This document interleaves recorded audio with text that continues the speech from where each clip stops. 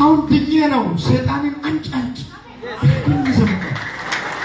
እግዚአብሔር ከእኔ ጋር ነው። እግዚአብሔር ከእኛ ጋር ነው። ሃሌሉያ።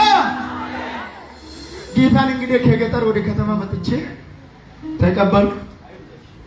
ያው ብርሃኑ ዳና እኛ ጋር ሐመር መጥቶ እዛ ኮንፈረንስ ትልቅ ኮንፈረንስ ያደረገ እኔ ቁጭ ብዬ እሱ አጋንንቶችን አሁን አጋንንቶች ይወርቃሉ ይላሉ። ከዛ አንድ አጋንንት ወደዚያ አምጣለ። አጋንንቱ መጣ። በታላቅ ድምፅ 3 ጊዜ ጮኸና ውጣ። አሃ እኔም አሁን እዛ ሂጄ